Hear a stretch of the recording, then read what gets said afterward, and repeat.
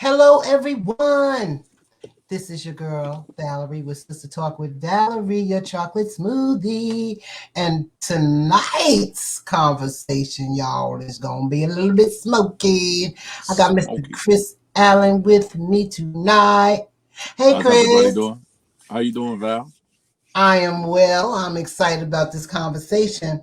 We are waiting for Queen Kia, who's one of our guests is a little bit late. But y'all, let me just tell y'all, what I want to do is to have a discussion based on some teachings of a bishop slash minister called R.C. Blakes. And he Blakes. talks about what is the non-sexual value of a woman. Y'all, Mm. this is so good. I'm really listening. I'm not even technical, but I'm gonna see if I could share my screen so I could just share a couple of the brother's words. Because let me tell you, if you have not downloaded, listened to this, R.C. Blake's The Non-Sexual Value of Woman, you gotta just check it out. Because the brother was blowing my mind with some of the things he was saying. Hey, Valerie Madden. How are you? So I'm gonna see if I can be able to share my screen so you can at least catch some of what the brother's saying. Let me see what happens. Let me see what Yeah, absolutely. happens. Oh, is it not gonna let me do it? Window. Let me see. Oh, come on. Man, I don't think video file. Nope. Man, it's not letting me do it. But that's okay because I wrote down some quotes. And Okay. I am gonna be repeating the quote. I'm gonna try one more time to see if I can share my screen. Let me try one more time. Uh,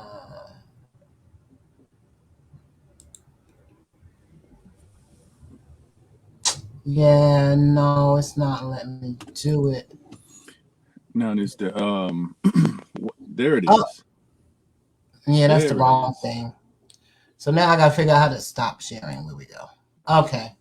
Well, let me just. I want to say some quotes because this is what Mr. RC said.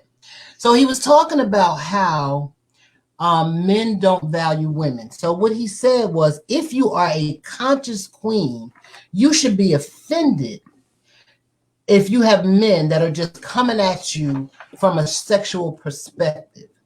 He said that men were immature.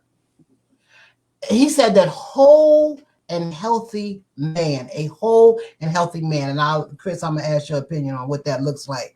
A whole and healthy man sees women for more than their sexual bodies. He said if a man is conscious and spiritual, he understands that women have more to offer than sex.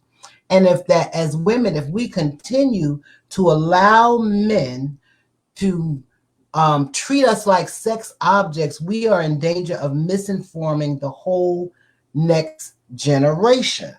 He calls men perverted and misogynistic. And he said women who believe that their values are only in their hips, tips, and lips are helping to perpetuate some of this. That's all I'm saying. RC said Yeah, it, not me. yeah. He said it, but Valerie, there has to be it's a balance. A whole man will be able to show the balance because to anybody, like you don't want any individual to pursue you and he just be so laid back, so nonchalant, not being able to really convey how he's feeling and what he's saying because he doesn't necessarily want to come on too strong. Not place us up in a position where you're looking at him like, well, I'm here just for that. I'm just here for the body. I'm just looking at your body. I'm attracted to your body and not your mind or, uh, your body, your mind, your spirit, your character, um, and things of that nature. But if you coming out at 100% one sided, I could see where that could be like, wow, like he's only looking at my body, and he may not just be looking at your body, but through learned behavior, and it is a contradiction through men and women. And some women like the chase. Some women like getting compliments. Some women like men that, pursue them hard. And the only way they may have the opportunity is for them to pursue them in that capacity. Other than that, wait, I'm going to add Miss Kia because I need a backup here. Hello, Miss Kia. But Chris, let me ask you this. Good evening. Brother wasn't, so he admitted that we are flesh and that men and women are attracted to each other physically.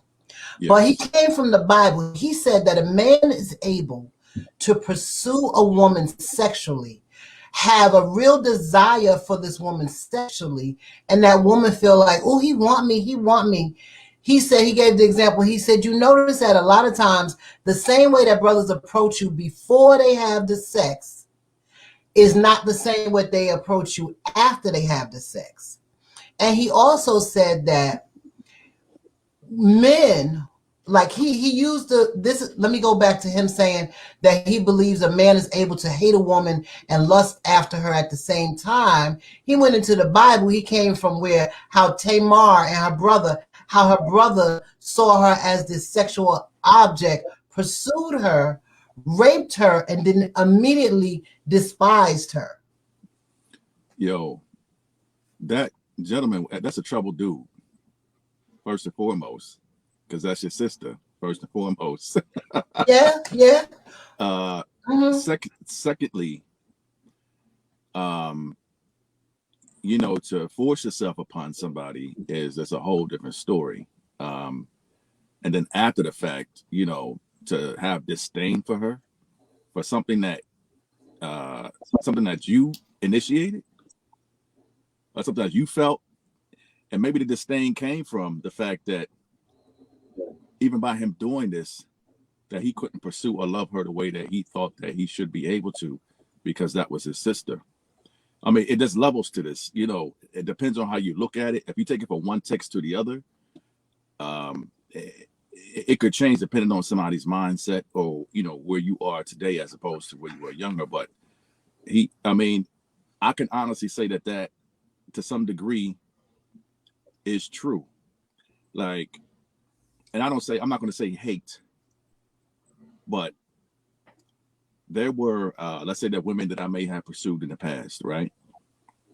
And even getting to know them, I knew that we were not going to be an item, or we were not going to be past whatever we have going on here today. I know personally that I'm not moving past that, but I may initiate something to experience the woman, but knew in my heart, my mind, that I had no intentions of actually being with her, which I learned later on in life that causes more issues and more problems, within their relationships moving forward, and mine as well.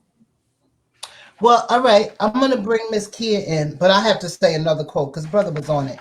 He called men. He said, if a woman lets this ridiculous clown in a crown take her down the street to make her act like a puppet, then I question the integrity of the women. So, Kia, we are talking about Mr. R.C. Blake's and him making the case of what the value of a woman is beyond her sexual desires. He makes all kinds of, and if you guys have an opportunity, those who are watching, he is on YouTube. All you got to do is type in R.C. Blake's The Non-Sexual Value of a Woman. What are your thoughts about how men see women, or if men are able to see women past their sexual, what they come with? Kia Kelly? Yes. So unfortunately you're kind of like going in and out. But I guess your question was, what is the non-sexual value of a woman? What's my thought on that? So I watched R.C. Blake's many times. I really enjoy him. He's a minister who provides kind of a perspective. He usually targets young women or women in his some of the verbiage that he uses is that he is speaking to women in a way that he feels like men should have as protectors, as fathers. And he's also speaking from a perspective of a man who was a womanizer and had like an experience with God that changed him. And he's been happily married for many years. So it's interestingly enough, I was actually on a panel maybe like 7 or 8 months ago, and it was a similar question. I think Chris was on that with me when they were talking about what is the value of a man and woman's relationship. It was kind of like that way without sex. And a lot of people on the panel were kind of like, well, one of the points that was made was that you can get companionship from another guy or from a friend, or you can get, all the things that you can get in a relationship, you can get it in other places. What is really the value of a relationship outside of sex? So I just thought that was a really interesting thing. But what I enjoyed about R.C. Blake's is that he's taken it back to like a biblical perspective in terms of women being honored, women being valued, women being respected. And don't get me wrong, I believe that men should be honored, valued, and respected as well. But the question is about what is the non-sexual value of a woman for men. I can't speak from a man's perspective, but I believe that both sexes, because we were uniquely and divinely made by God, beautifully made by God, that we have a purpose here on earth, that we have a sacredness here on earth. So therefore, when we are walking in that purpose, or when we align with people that are meant to be a part of our purpose, we edify them, we help them to get to their purpose as well. So a man who is aligned with a woman who's walking in her purpose has the value of increasing his blessings, increasing his ability to reach his goals as he links up with that woman. Unfortunately, a lot of people are not looking for their purpose or not walking in purpose. So therefore, they do not understand why they should look for certain characteristics or certain things within a woman, because they have no intentions for how they're getting to their purpose or their goals. So therefore, they really don't have intentions about the type of woman that they would need in their life in order to get to that place. And it goes for women too. So can you hear me better? Yes, I can hear you now. Chris, let me ask you this from a male perspective. So do you believe that when you become intimate, meaning sexual, with someone, that you then bring on their spirit and they bring on yours? So women are receivers. So as many men as women are sexually connected with, those spirits then sort of enter her. And that being, for first, do you believe that? Val, first and foremost, I believe it. I have experienced it.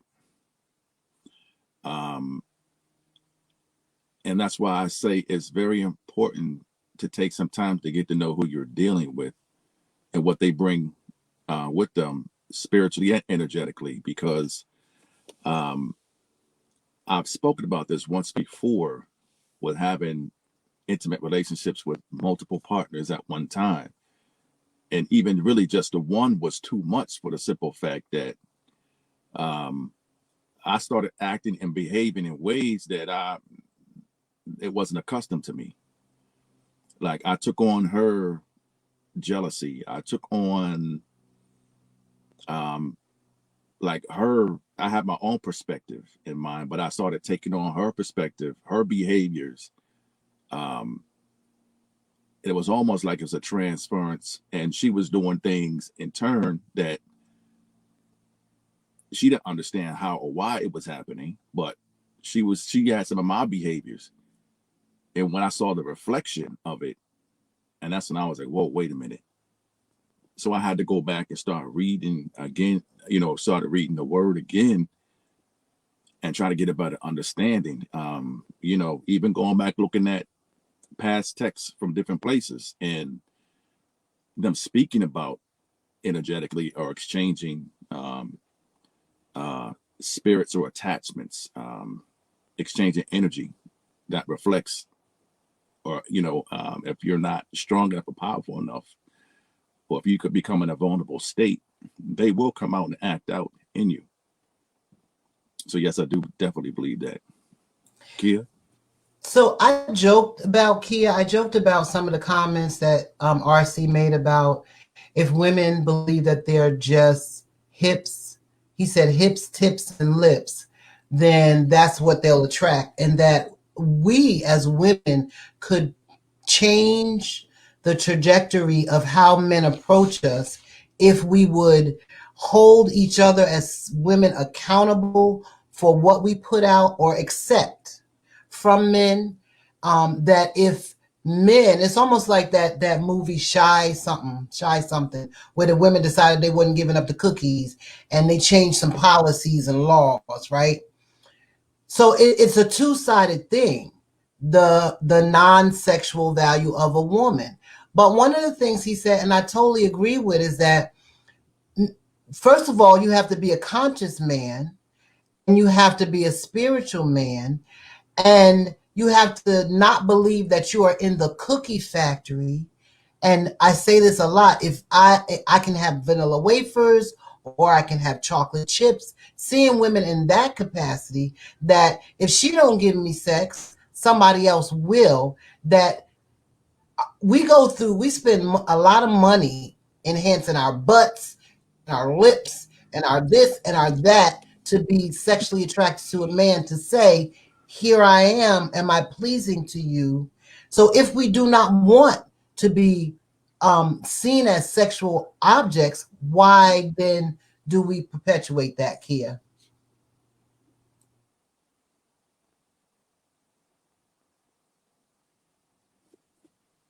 You're on mute, babe. Miss Reed. Sorry, it's like you're going in and out, but yeah, I definitely believe that women have to take accountability in what they present to men and what they engage in with men. I know for myself, like, I have had to be more clear in what it is that I am attempting to do with relationship, because if you send mixed messages, then what will happen is then men will not respect where you're coming from. If you're presenting your body, if you're presenting that physical connection and you establish that before an emotional or mental connection, then that's going to be the foundation of your relationship. And so women do have to be accountable in how they move forward in relationship, but men do too. Absolutely. And Kia, like I said, I think that's very important, because if what you're doing is not being aligned, let's say like wherever you're moving forward in the process of your life, or how you want things to be, or how you want to be handled, right? If a man is not able to really provide that or do something, I'm going to be discouraged to even continue to approach you or move forward. You know what I mean? And I know that if you are talking or you're behaving or you're doing certain aspects that do not, that are not along with my trajectory of in moving in life, I'll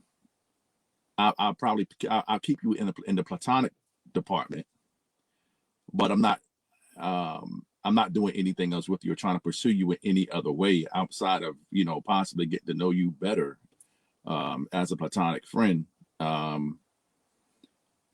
If I'm still dating, maybe see your growth or see if things can proceed forward. But other than that, I wouldn't pursue you with any other functional aspect, because it turns out it'll be a waste of time.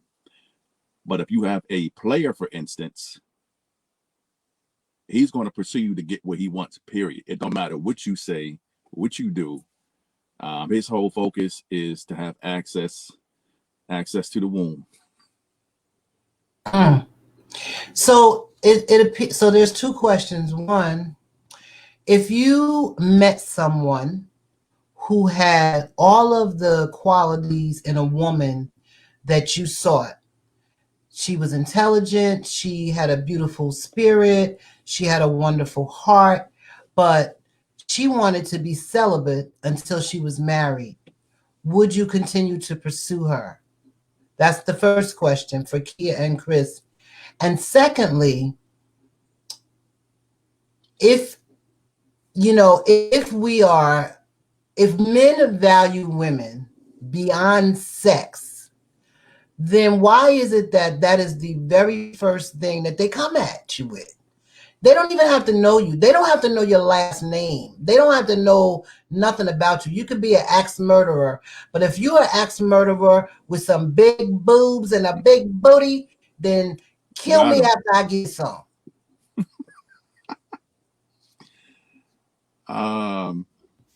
Kia, you want to take that first?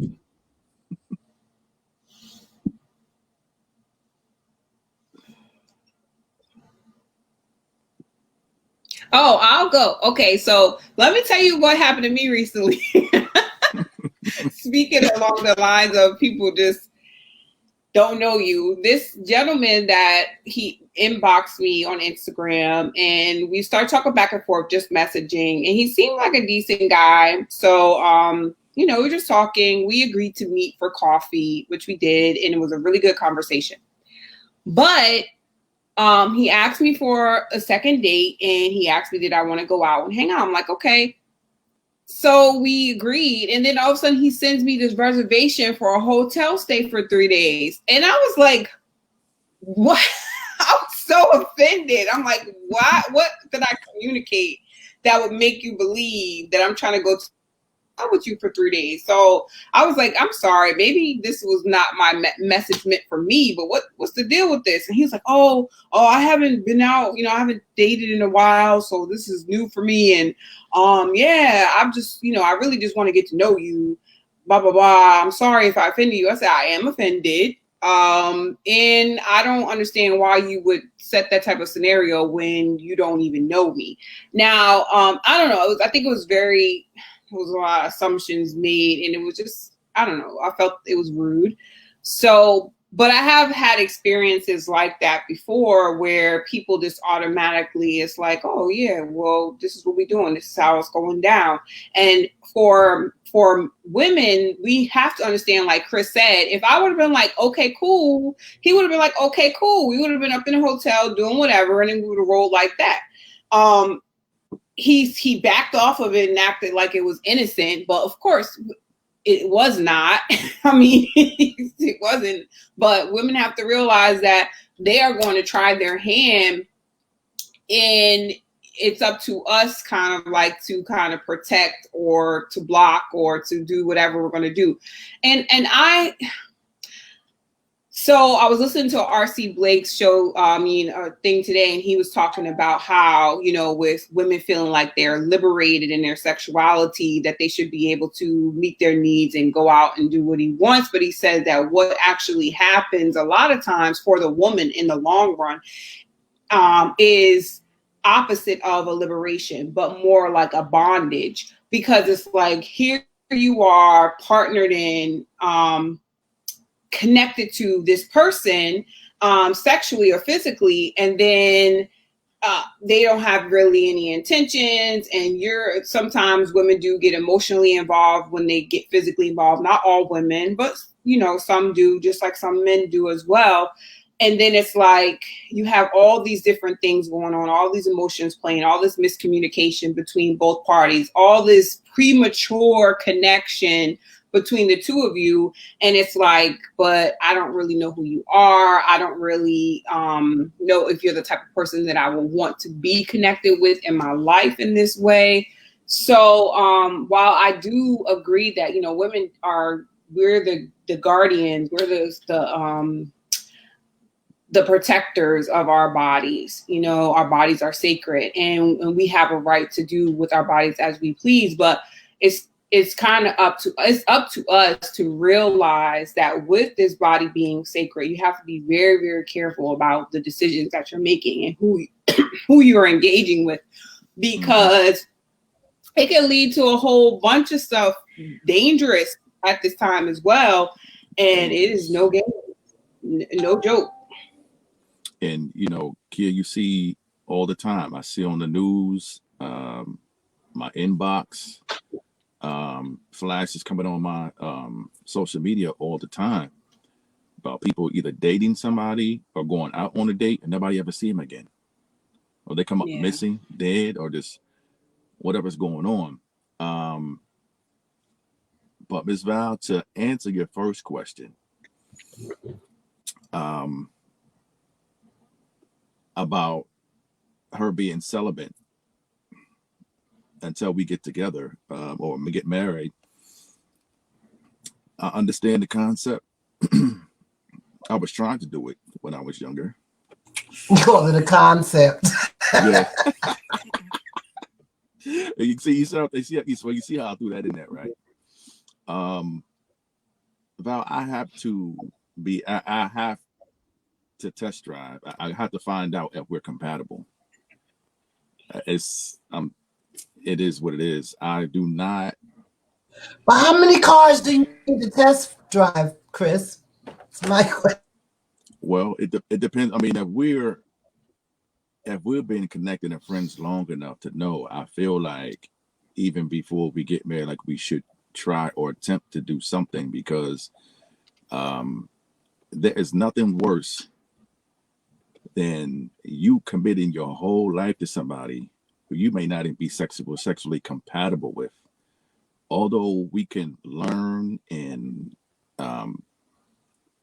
learn each other and grow each other, what if you don't like the things that I like you to do, and vice versa? So it is a challenge when it comes to that. But I mean, we definitely, I have to see that we are sexually compatible. I can't just trust that we're just going to get together and we're going to be this amazing, amazing physical, the most amazing thing that we could possibly have together. And sometimes that comes with time. She may change years later, to say that she does like these things now, but I could change to say that's not on my priority list anymore. So either way, for me, no. I would just, if that's the case, if we're heading in that direction, no, it would no. I'm not gonna sit up here and say that. We may not even get to that point, because it's just not. I don't think I wouldn't do that for me. Okay, so are you saying that if God sent you a woman who was mentally, spiritually, emotionally, just everything that you had ever asked for, her being celibate until marriage would be a deal breaker? Man, you put it in that capacity. I know, because it's hard to find that perfect person for you. And not unless he told me himself. I might have to put that on the shelf until we figure out how we're going to, if we do something and find out what her likes are, what my needs are, and vice versa. And, or even maybe if we even had the conversations about it, you know what I mean? To say if she will be remotely interested in doing some of the things that I'm interested in doing, and vice versa. That might work.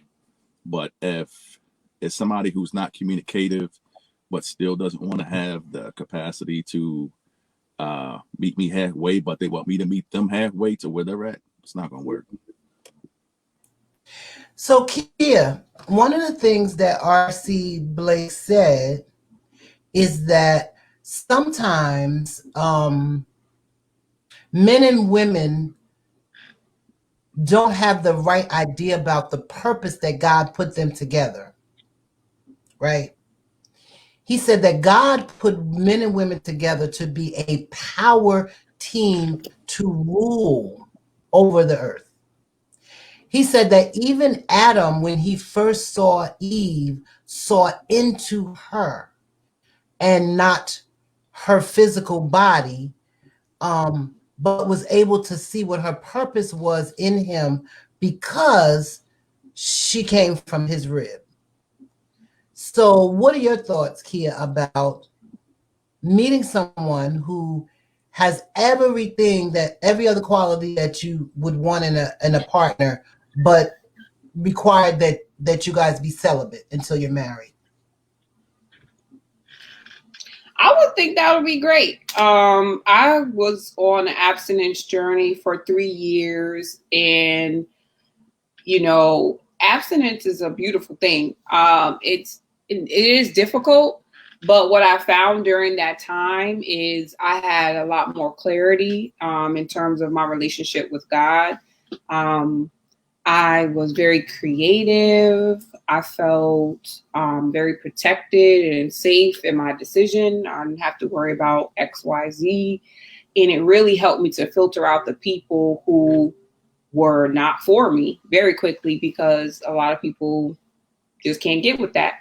So if I met a man and he was, I would understand from being on my own journey what that was about. Like, and there are a lot of men, maybe they're not broadcasting it, but there are a lot of men nowadays who are choosing to be celibate, and it's for the reason of being mentally clear, being focused, having less distractions, because they are, again, following purpose. So I would definitely be for it. Now, I will say that I would have to go in prayer about my desire and wish would be that we would be sexually compatible and that we would enjoy one another, because sex is a big part of relationship between in a marriage, and I wouldn't want that to be like a hindering part. But in a way, I believe that if you are really emotionally and mentally transparently connected to a person and you love that person true and through, like for real, not just, oh, they look on paper or I have a good time with them, but like you unconditionally, genuinely want the best for this person and they make you better.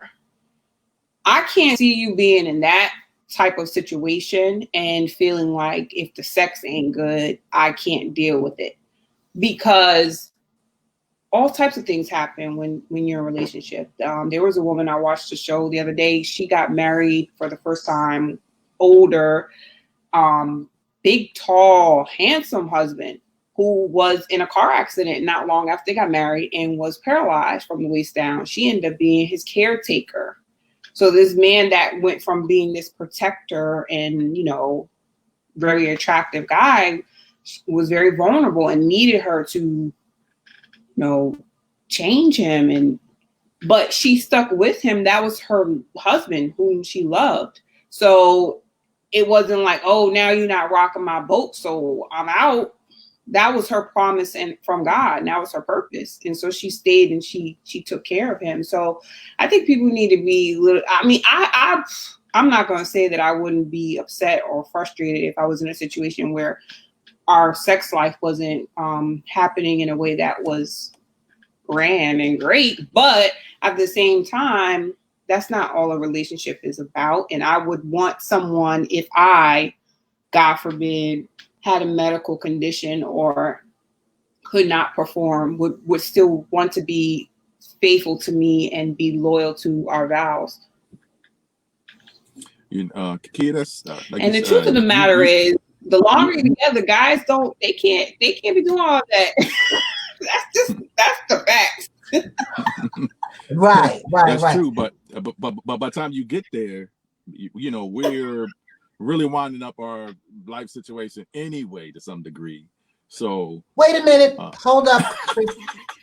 Wait a minute. As a seasoned woman, so what you're saying is that by the time sex doesn't matter, you're gonna be half dead anyway, so it really don't matter. No, because I know some seniors that's rocking it out right now. Yeah, I do too.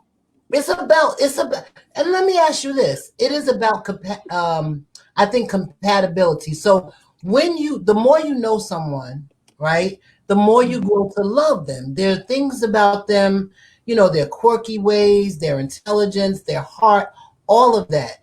So if that is the case and you feel connected and bonded that this is who God sent, then why can't sex be, the Bible says that the wedding bed is undefiled. So why can't it be an exploration where you're learning each other's bodies and you're teaching each other and you are the most uninhibited that you've ever been with this person that you absolutely love. I mean, you could be climbing trees together because this is my boo. I have taken the time to know them mentally, physically, and spiritually. And so we really have a connection. Because we know, Chris, that there are people who can rock your world, but they can't have a conversation with you after you come. I mean, that's what's real. You're right. And you both made great and excellent points. Um, you know, and one of the things that I do know as well too is that whether it's the man or woman who are actually celibate or they say that they're celibate coming into the situation, because everybody don't always count certain circumstances, the situations that may have happened before in the past, like that don't count because that wasn't really my boyfriend, that wasn't really my girl, or that wasn't that this it happened by accident or something like that. So some people say that they celibate and they not really celibate. They just took the act after the fact. And you have to look at the fact that sometimes some people they may really have some issues. Like, although if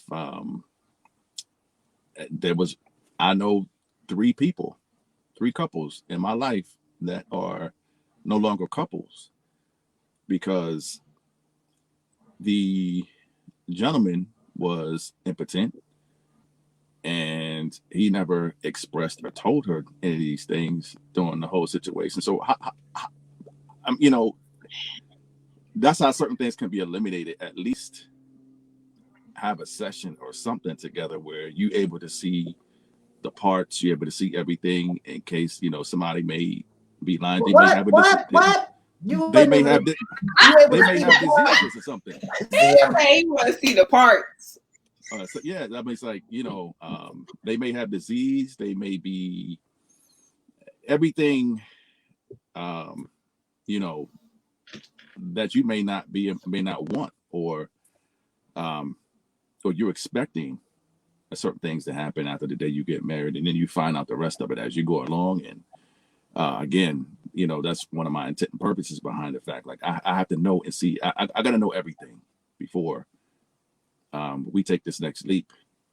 Because if I promise and move forward with that, it'd be a waste of my time. It'd be a waste of my time, ladies. So, Chris, some might say that might be shallow. Some might say that. And some might say, you're right. You want to test drive the car before you pull it off the lot. I think maybe, and I'm going to ask Kia your chime into this, because I'm older and because I have been in that place where, of that passionate sex off the chain, this is what it is, and it got to be this way. And now I'm in a place where there's a different value that I have on my partner in my relationship. I really want a companion, and that means someone that I like, that's kind, that loves God, that we can have conversation. And it wouldn't be the worst thing in the world if sex wasn't at 100 all the time, because there are other things that are more valuable to me. I don't know, and I'm going to ask you, Kia, and then you, Chris, is that because I'm seasoned, or is that how other people see it as well? Is it because you're seasoned, or because you went out? Or is that, do other people look for more value than I need someone who is going to break my back? Break my back and you treat me terribly. Break my back and you are not respectful. Break my back and you don't love God. That means you're a booty call. You are not someone who I'm looking for as a partner. You're just good sex. And good sex is not hard to find. Value is hard to find. Yes, I agree. Value is hard to find. And the thing about it is, just speaking along with R.C. Blakes and what he's saying, you can't really get to the value if you're letting the sex get in the way. Meaning, if you are trying to find someone who has value, it's like you have to filter.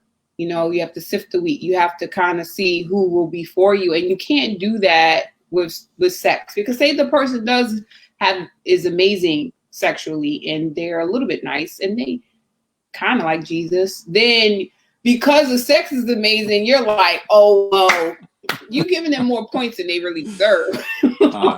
They really are what you need and what you want, but because the sex is amazing, oh, they were a little rude to the waitress, but I know when we get home tonight, it's gonna be on. You know, so it's like you can be blinded by sex. And so really and truly, if your desire, because everybody has to go by what they want, what they really truly want. If your desire is to have a partner who is right for you, who is aligned to your purpose, who you all can build legacy together, who you all can get married and blah, blah, blah, blah.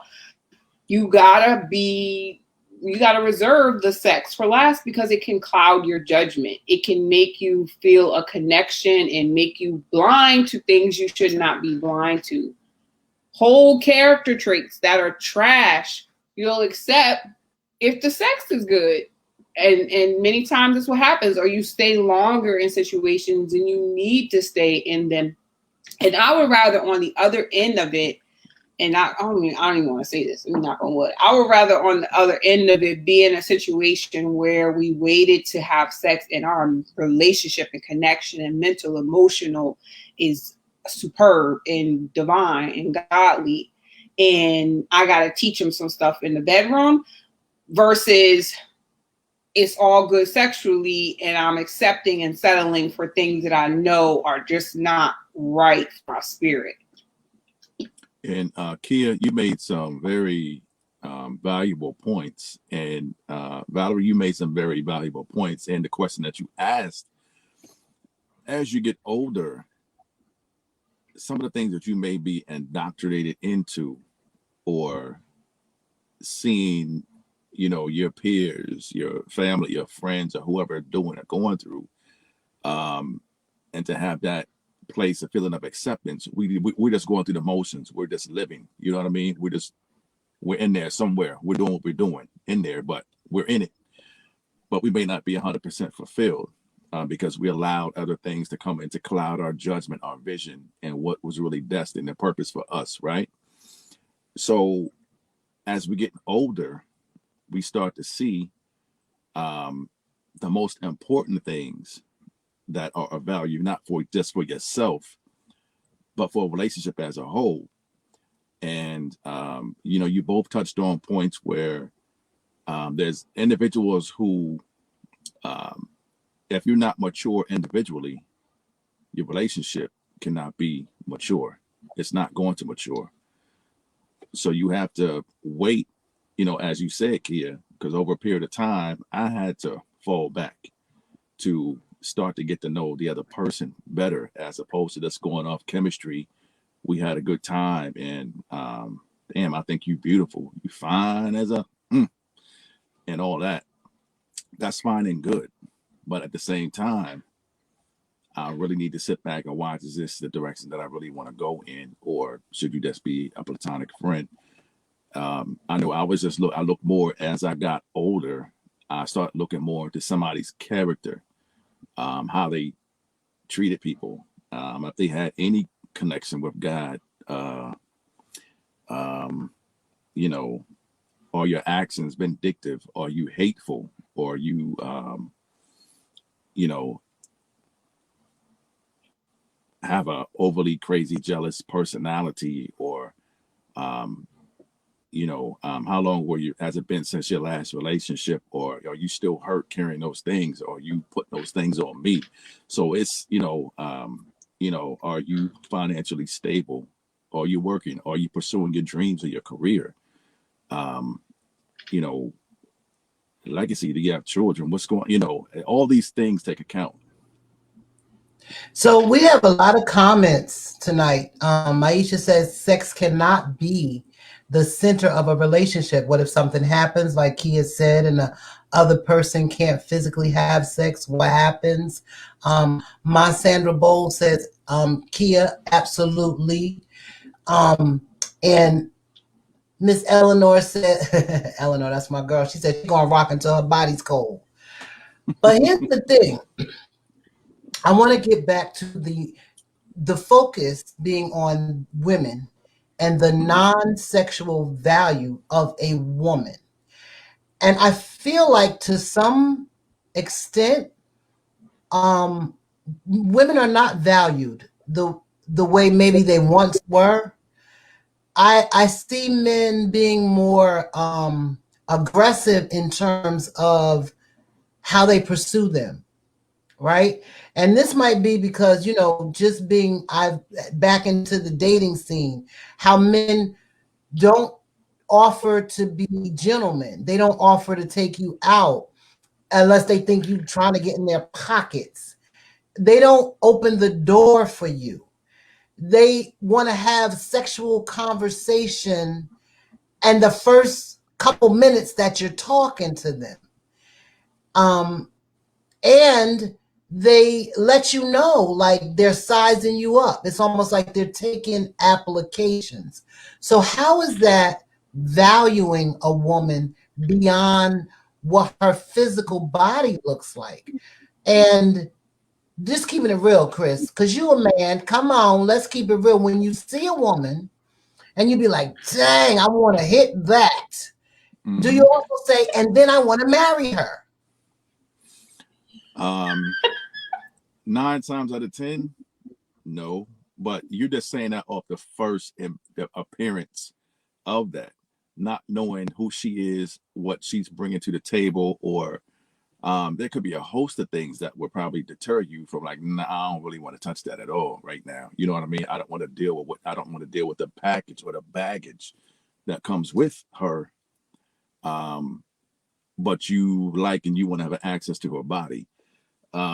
So just from my experience, men, although you might like how she's presenting herself or how God made her through her parents and vice versa, there's a lot that comes along with it. You have to be ready and prepared.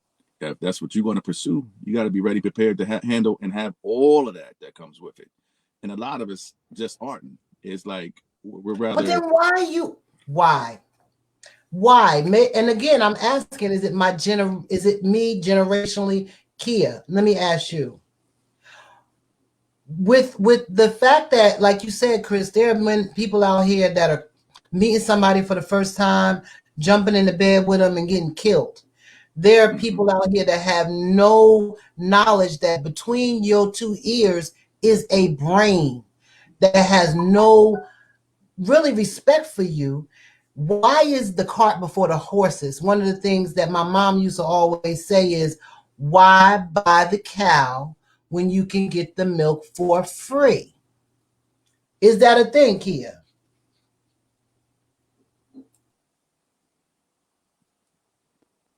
You're on mute.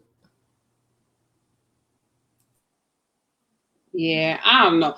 I guess you gotta pray about it, man. It's hard out here because in the one sense, there is a very real need, like, for connection, for sex. I mean, I know men, it is embraced in a society that men need sex and they like sex. But for some reason, people think that women don't really. And that's not true. Women need sex just as much as men do. They love sex and like sex just as much as men do.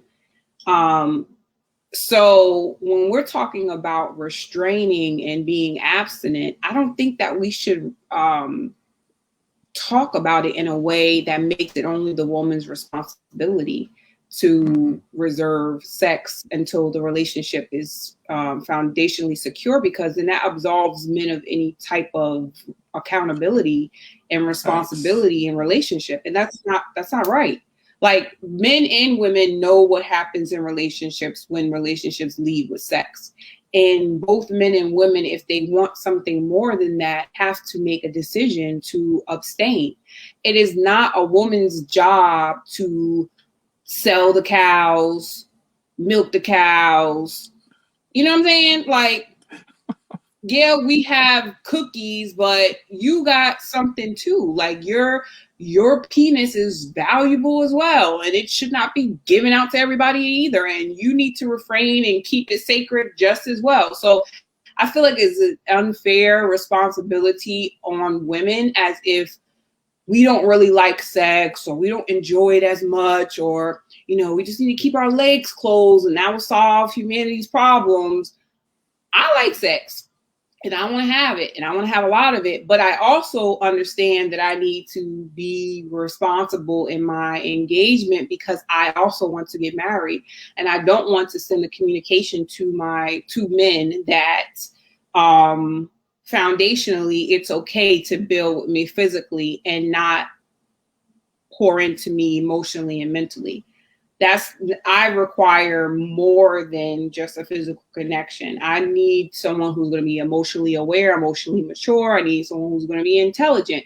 And you can't find all that out about a person when you first meet them and you engage with sex. But I don't think the responsibility should be taken off the men, as in, you weren't laying down with me and having sex prematurely. You were there with me. And the accountability is not removed from you. The responsibility, the respect is not removed from you because you're a man and boys will be boys.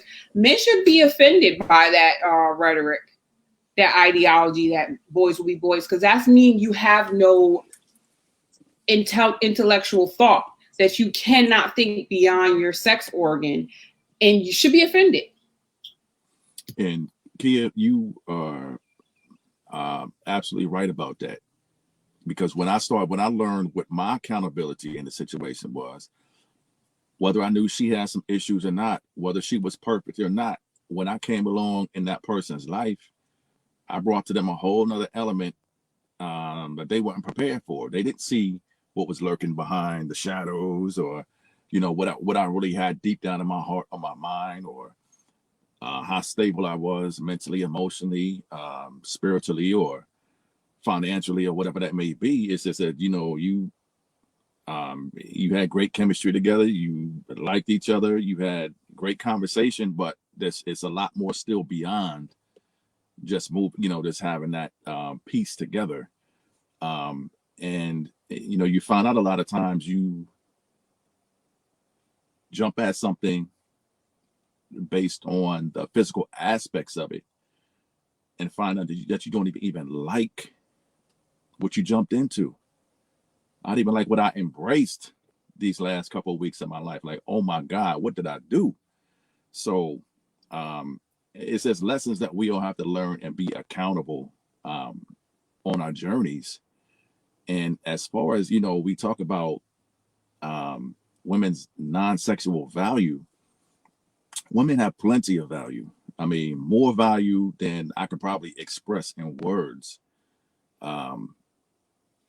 I was taught a lot of that when I was younger, but moving through life, when you're meeting, you're dating, you know, you kind of see the aspect of people in their real life, everyday situations, geographically, where they come from. They going through different things. You know, you got puberty, it's a lot of emotion, a lot of crazy things going on, and people don't all respond or act the way that they should. Things are going to happen. So, but in that whole process, a lot of times the reason why men's values are lowered, or how they perceive a woman, is because some of these experiences when somebody might not have responded or reacted in the way that we thought that they would have reacted or responded to me, based on what I was providing or putting out for them. And the men have to learn, you have to take accountability into that, because you chose that situation to get into, irregardless of all the warning signs and things of that nature. And you have to get over it. You know, you have to move and get over it. You can't just say everything is the woman's fault.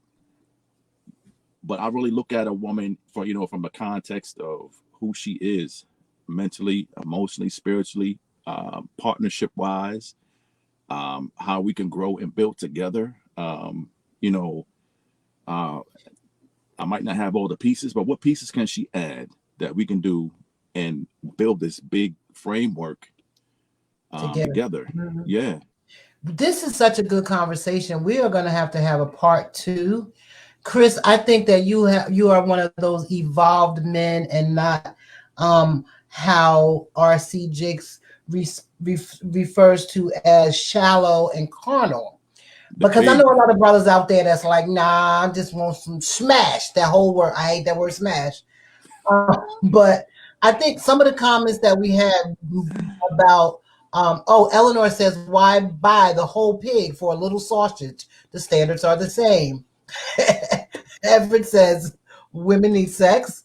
And Maisha says, amen to that. So I think it's a conversation that we should continue to have as mature adults, and recognize that tonight we're talking about the value of a woman, but men have the same value as Kia said.